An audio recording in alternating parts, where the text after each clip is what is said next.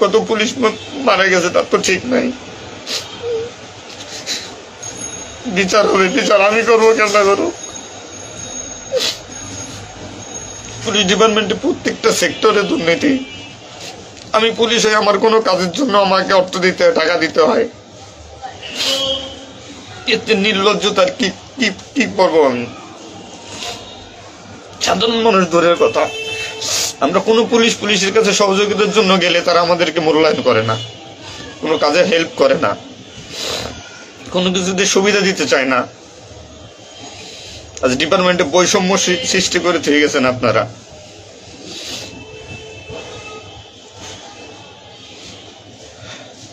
এত কিছুর দরকার হয় কেন আপনাদের?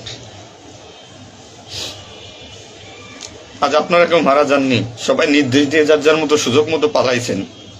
বাংলাদেশের একজন পুলিশ সদস্য ইউটিউবে একটি ভিডিও আপলোড করেছে, সেখানে তিনি তার প্রাণ রক্ষার জন্য কান্নায় ভেঙে পড়েছেন, খুবই আবেগপ্রবণ হয়ে পড়েছেন। তিনি বলছেন তিনি সহ বাংলাদেশের সকল পুলিশ সদস্যর জীবন রক্ষার প্রয়োজন। তিনি দোষারোপ করছেন উচ্চপদস্থ পুলিশ কর্মকর্তাদের এবং এমপি মন্ত্রীদের। তিনি বলছেন আমাদেরকে যা অর্ডার করা হয়েছে আমরা তাই করেছি, এছাড়া আমাদের কোনো উপায় ছিল না। আমাদের কথা, আমাদের সাধারণ জনগণের কথা আপনারা তাদের অর্ডার মানবেন কেন? মানে তারা অর্ডার করবে যে আপনি আপনার দেশের মানুষজনকে মেরে ফেলেন, আপনারা মেরে ফেলবেন। এখন যদি আপনাকে অর্ডার করা হতো যে আপনি আপনার স্ত্রী সন্তান সবাইকে গুলি করে হত্যা করেন, আপনি কি সেটাই করবেন? হয়, এটা তো কোনোভাবেই হতে পারে না। একটা দেশের, পৃথিবীর যে কোনো একটা দেশের সবচেয়ে বড় সম্পদ হচ্ছে সে দেশের জনগণ। সবচেয়ে বেশি ক্ষমতা হচ্ছে ওই দেশের জনগণের। তাহলে আপনাদের কাদের সঙ্গে থাকা উচিত? কার দালালি করা উচিত? সরকারের দালালি করা উচিত, এমপি মন্ত্রীদের দালালি করা উচিত, নাকি দেশের জনগণের দালালি করা উচিত? আপনারা আজকে বলছেন যে আপনাদের কিছুই করার ছিল না, এটা কি সত্য? আপনাদের অবশ্যই কিছু করার ছিল। আপনারা সিপাহী বিদ্রোহ করতেন।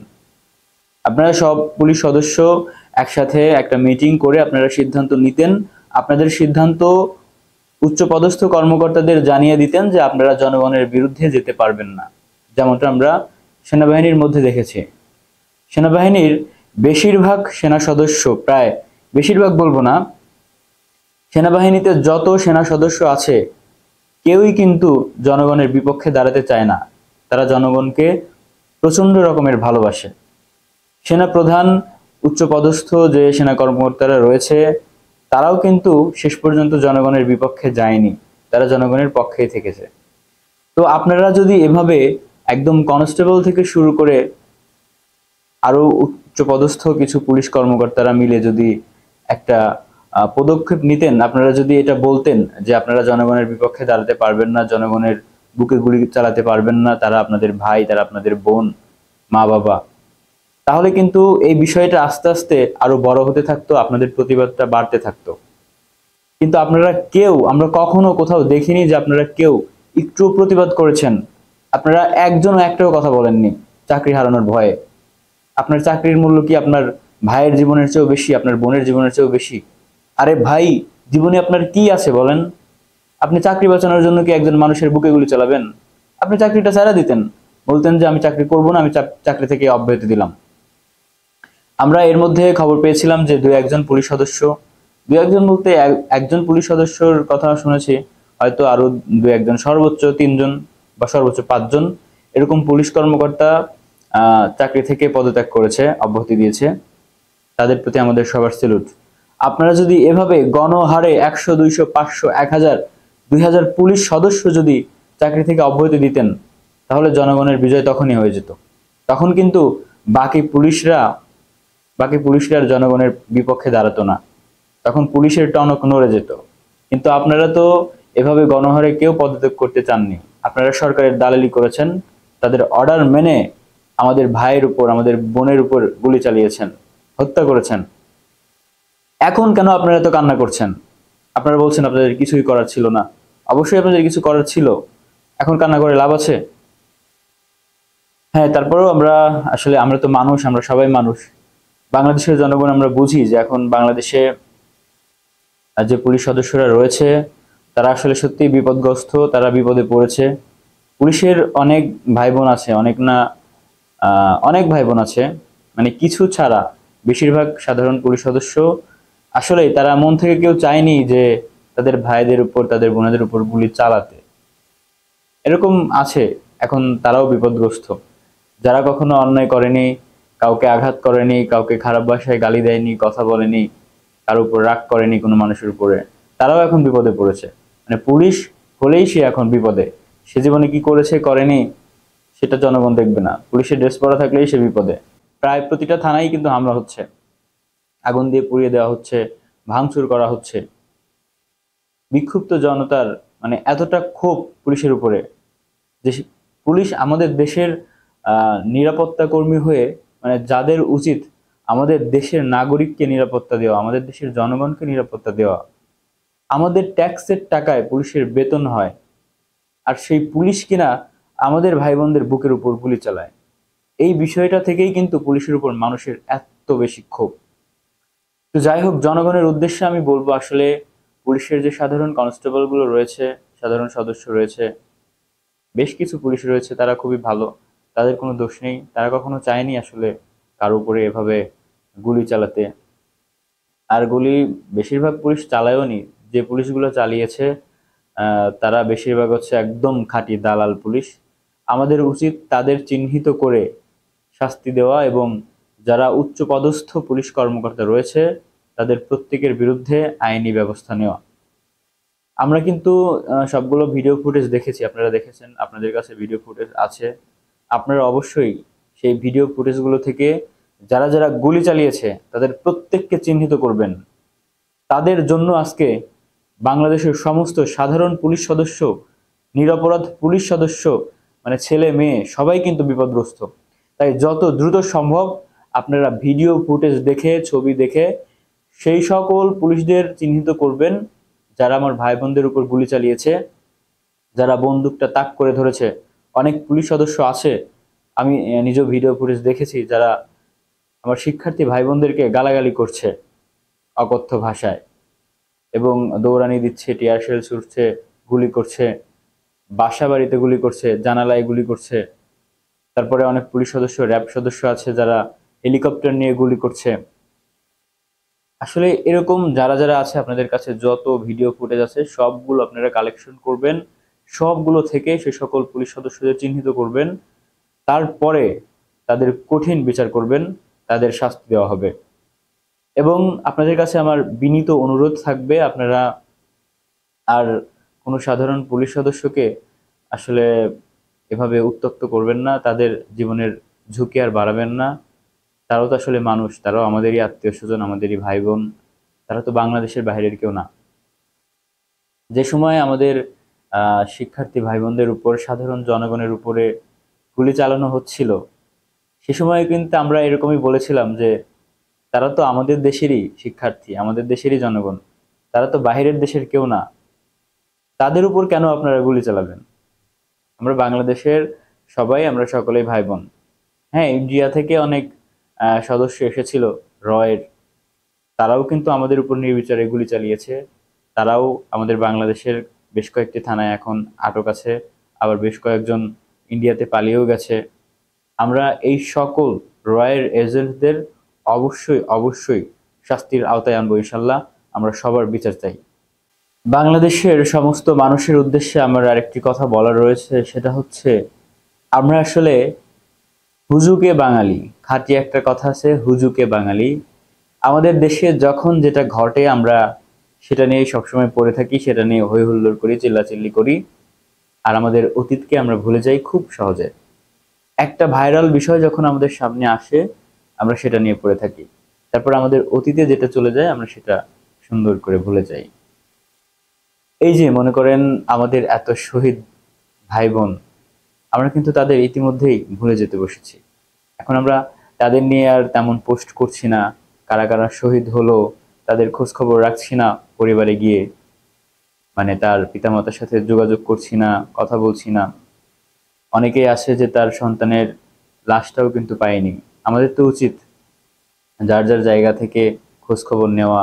বিশেষ করে যারা শিক্ষার্থী ভাই বোনরা রয়েছেন, আপনারা আপনাদের ক্লাসে আপনার কোন সহপাঠী ছিল এখন নেই, খোঁজখবর নেই, আর কথা হয় না, এরকম করে খোঁজ নেন, তাদের সাথে, তাদের পরিবারের সাথে যোগাযোগ করেন, সে আছে কিনা, সুস্থ আছে কিনা। আর অনেক ভাই বোন তো আহত হয়ে হসপিটালে আছে, তাদের সাথে যে দেখা করেন। আর তাদের সাথে দেখা করতে তো শুধু শিক্ষার্থীর দরকার নেই, আমরা যারা সাধারণ জনগণ আছি আমরাও তো পারি যার যার স্থানীয় হসপিটালগুলোতে গিয়ে খোঁজখবর নিতে, যে এই আমাদের দ্বিতীয় মুক্তিযুদ্ধে আহত ভাই বোন এখানে কে আছে, তার সাথে একটু দেখা করেন, কথা বলেন, একটু সান্ত্বনা দেন, পাশে থাকেন, একটু সহানুভূতি প্রকাশ করেন। তারপরেও তারা একটু শান্তি পাবে, তাদের ভালো লাগবে। খুবই দুঃখের সাথে জানাচ্ছি, আমাদের যারা যুদ্ধের মাঠে, যারা যুদ্ধের ময়দানে যারা নেমেছিলেন, তাদের মধ্যে অনেক ভাই বোন কিন্তু এখন একদম অন্ধ হয়ে গেছে। জানি না তারা দৃষ্টিশক্তি ফিরে পাবেন কিনা, তবে আল্লাহ চাইলে ইনশাল্লাহ তারা দৃষ্টিশক্তি ফিরে পাবে চিকিৎসার মাধ্যমে। সবাইকে চিকিৎসা করার জন্য আপনারা সহযোগিতা করুন। আসলে অর্থ সম্পদ জীবনে কিছুই না, তারা তো মুক্তিযোদ্ধা, তারা যুদ্ধের ময়দানে নেমেছিল। যদিও তাদের আল্লাহ পঙ্গুত্ব দিয়েছেন, কিন্তু জীবনটা তো রক্ষা করেছেন। তো আমাদের উচিত তাদের পাশে থাকা, তাদের চিকিৎসার ভার নেওয়া আমরা যতটুকু পারি। তো যেটা বলছিলাম, এই যে আমরা আমার শহীদ ভাই বোনদেরকে ভুলে যেতে বসেছি, এটা কিন্তু ঠিক না। এখন আমরা একটা বিষয় পেলাম, আমরা জয় পেলাম, আমরা স্বাধীনতা পেলাম, গণভবনে গেলাম, গণভবন থেকে আমরা সবকিছু যার যার মতো হুজুকে নিয়ে গেলাম, এখন এইগুলো নিয়েই পড়ে আছি, এগুলো এখন আমাদের কাছে প্রাধান্য পাচ্ছে। কিন্তু আমাদের যে ভাই বোনরা শহীদ হয়েছে তাদের নিয়ে আমরা খুব বেশি পোস্ট করছি না, কথা বলছি না। এত শীঘ্রই তো তাদের ভুলে গেলে চলবে না, সারা জীবন তাদের মনে রাখতে হবে। তাদের জন্য আমরা দ্বিতীয়বার একটি স্বাধীন বাংলাদেশ পেলাম, তো অবশ্যই তাদের কোনোভাবেই ভোলা যাবে না। তাই আমরা আসুন বেশি বেশি করে তাদের স্মরণ করি, তাদের নিয়ে কথা বলি, কারা কারা শহীদ হলো সকলের লিস্ট করার চেষ্টা করি যার যার জায়গা থেকে। তারপরে আমরা সোশ্যাল যোগাযোগ মাধ্যমে, ফেসবুকে তাদের নিয়ে পোস্ট করি, তাদের খবর জানতে চাই। পোস্ট করলে অনেকেই কমেন্টে অনেক উত্তর দিয়ে দেয়। তো এভাবে আমরা আসলে যদি তাদের স্মরণও করি, তাও আমার মনে হয় যে আমাদের একটু হলেও শান্তি লাগবে। আরেকটা বিষয় আমি বলতে চাচ্ছি, সেটা হচ্ছে আপনারা কিন্তু দেখেছেন যে যুদ্ধ চলাকালীন সময়ে আমার অনেক ভাই বোনে মানে ক্যামেরার সামনে এসে এত সাহসিকতার সাথে কথা বলেছে, প্রতিবাদ করেছে, সেটা সত্যি অকল্পনীয়। তারা কিন্তু তখনও জানতো না যে এই যুদ্ধে তারা জয়ী হবে। হতে পারতো যে না, তারা যুদ্ধে জয়ী হয়নি, পরাজিত হয়েছে, তারপরে তাদের জীবনের কি অবস্থা হতো। তাদের জন্য কিন্তু একটা ঝুঁকি থেকে যেত, হোক সেটা রাজনৈতিক দলের কাছে বা আইনের কাছে, সরকারিভাবে তারা কিন্তু খুবই বিপদে পড়ে যেত। কিন্তু তারা কিন্তু ভয় পায়নি, তারা প্রতিবাদমূলক কথা বলেছে ক্যামেরার সামনে এসে। তো আমি সে সমস্ত ভাই বোন, শিক্ষক, অনেক মা আছে, বাবা আছে, যারা বলেছেন ক্যামেরার সামনে এসে, আমি সবাইকে অনুরোধ করব আপনারা তাদেরকে ভিডিও ফুটেজ দেখে খুঁজে বের করুন এবং তাদেরকে যে যেভাবে পারেন পুরস্কৃত করুন, তাদেরকে সম্মান দিন। এটা আপনাদের সবার কাছে আমার অনুরোধ। এই দুইটা জিনিস আসলে আমাদের করা উচিত, অবশ্যই অবশ্যই করা উচিত। আপনারা যারা অনেকেই আন্দোলনে মানে পারিবারিক বাধায় ঘর থেকে বের হতে পারেননি, তাদের কাছে আমার অনুরোধ, আপনারা এখনো কিন্তু চাইলে এই যুদ্ধের সাথে আপনারাও এখনো সমন্বয় হতে পারেন। যারা হসপিটালে আছে তাদের চিকিৎসা সেবা দিয়ে, যে বাবা মা তাদের সন্তান হারিয়েছে তাদের সাথে যোগাযোগ করে কথা বলে একটু সান্ত্বনা দিয়ে। আরেকটা বিষয় নিয়ে আমি কথা বলবো, সেটা হচ্ছে শেখ মুজিবুর রহমানের মূর্তি ভাঙার বিষয়টা। সারা দেশে আমরা দেখতে পাচ্ছি যে যেখানে যেখানে শেখ মুজিবুর রহমানের ভাস্কর্য রয়েছে সেটা ভেঙে ফেলা হচ্ছে। এ নিয়ে অনেকেই আবার খুবই আবেগপ্রবণ হয়ে কষ্ট প্রকাশ করেছে, সামাজিক যোগাযোগ মাধ্যমে আমরা লক্ষ্য করেছি। আপনি যদি মুসলিমের সন্তান হন তাহলে তো আপনার শোক প্রকাশ করার কিছু নেই, আপনার কষ্ট পাওয়ার কিছু নেই। মাটির মূর্তি, এটা ইসলামে জায়েজ না। আপনি যদি এটাকে সমর্থন করেন বা এটা ভাঙার জন্য কষ্ট পান, তাহলে ইসলামের দৃষ্টিকোণ থেকে আপনি অপরাধী হয়ে যাবেন, এতে আপনার গুনাহ হবে অবশ্যই। কারণ আপনি চাচ্ছেন যে না, মূর্তিগুলো থাক, ভাস্কর্য থাক, এগুলো ভাঙার দরকার নেই। তার মানে কি? তার মানে তো আপনি ইসলামের বিধানকে অমান্য করছেন। শুধু শেখ মুজিবুর রহমানের নয়, বাংলাদেশের কোনো ব্যক্তির কোনো মূর্তি থাকা উচিত নয়। তাই আপনাদেরকে বলবো, আপনারা মূর্তি ভাঙার জন্য কখনো কষ্ট প্রকাশ করবেন না। আমরা হচ্ছে মুসলিম, বাংলাদেশ একটি ইসলামিক দেশ। এদেশের 95% মানুষ মুসলিম। আমাদের সবচাইতে বড় সত্যি হচ্ছে ইসলাম। রাজনৈতিক বিষয় নিয়ে আমরা যতই জড়িয়ে পড়ি, আমরা যতই আমাদের জীবন মান উন্নয়নের জন্য একে অপরের সাথে প্রতিযোগিতা করি, হানাহানি খুনাখুনি এসব করি না কেন, আমাদের জন্য যেটা চরম সত্য সেটা হচ্ছে ইসলাম, ইসলামের বিধান। আমাদের একদিন মরতে হবে, পরকালে যেতে হবে, আমাদের বিচার হবে, সেই হিসাবে আমরা জান্নাত জাহান্নামে যাব, এটাই সত্যি। অর্থাৎ আমাদেরকে সবসময় ইসলামটাকে মান্য করতে হবে, ইসলামকে মেনে চলতে হবে। ইসলামের বিজয়ই চূড়ান্ত বিজয়। একদিন এই পৃথিবী ধ্বংসের আগে ইসলামের বিজয় হবে। সেই চূড়ান্ত বিজয়ের পক্ষে যারা সবসময় থাকবে তারাই প্রকৃত বুদ্ধিমান।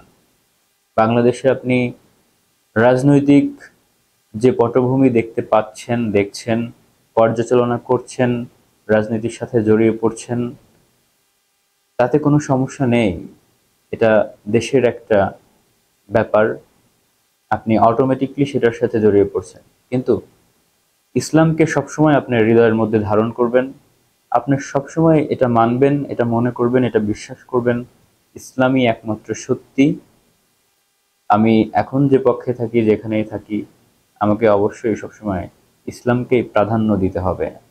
পৃথিবীতে যে সমস্ত ইসলামিক দেশ রয়েছে, আমাদের উচিত তাদের সাথে একত্ব প্রকাশ করে তাদের সঙ্গে থাকা, তাদের সাথে সমন্বয় করে কাজ করা।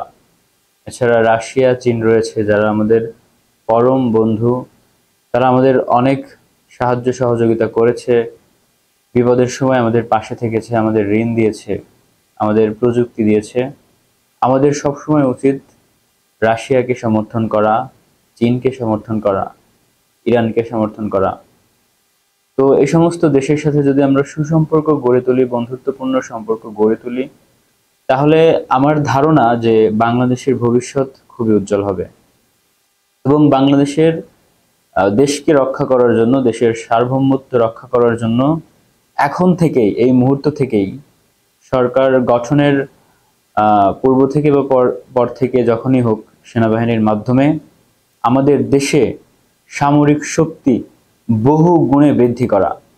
এতদিন আসলে এই 15 বছর ধরে বা স্বাধীনতার পর থেকে 53 বছর পর্যন্ত আমাদের দেশে যতটুকু সামরিক উন্নতি হয়েছে, আমি বলবো খুবই নগণ্য, খুব বেশি নয়, একদমই কম। এই সামান্য সামরিক ক্ষমতা নিয়ে আমাদের কি দেশকে রক্ষা করা সম্ভব? দেশকে রক্ষা করার জন্য অবশ্যই আমাদের সামরিক শক্তি বৃদ্ধি করতে হবে। আর যদি আমরা সামরিক শক্তি বৃদ্ধি করতে না পারি, কখনো যদি আমাদের কোনো দেশের সাথে শত্রুতা তৈরি হয়, তাহলে যদি তারা আমাদের উপর আক্রমণ করে বসে, আমরা আমাদের দেশকে কিভাবে রক্ষা করব? সেনাবাহিনী একটি আস্থার নাম। সেনাবাহিনীর প্রতি জনগণের ভালোবাসা সবসময় অবিরাম রয়েছে। সেনাবাহিনীর কাছে বাংলাদেশের জনগণের চাওয়া পাওয়া যে যাই হয়ে যাক, বাংলাদেশ ধ্বংস হয়ে যাক, পৃথিবী ধ্বংস হয়ে যাক, কিন্তু আপনাদের যে মতামত, আপনাদের যে দিক নির্দেশন, জনগণকে ভালোবাসা, জনগণকে সমর্থন করা, জনগণের সাথে থাকা, এইটা জীবনেও কোনো দিন কখনোই পরিবর্তন করবেন না। এটা আপনাদের কাছে আমরা হাত জোর করে অনুরোধ করছি। আপনারা সারা জীবন সেনাবাহিনীর ক্ষমতায় যেই আসুন না কেন, আপনি সরকারের আত্মীয় হন, কাছের লোক হন, বন্ধু হন, যেই হন না কেন, কখনো আপনি দেশের জনগণের সাথে বেইমানি করবেন না। জনগণকে সবসময় সমর্থন করবেন, সবসময় জনগণকে ভালোবাসবেন, জনগণের সাথেই থাকবেন। এটা আপনাদের কাছে আমার আশা। আমরা আর কাউকে বিশ্বাস না করলেও আপনাদেরকে সবসময় বিশ্বাস করি। সবাইকে ধন্যবাদ, ভালো থাকবেন। আসসালামু আলাইকুম।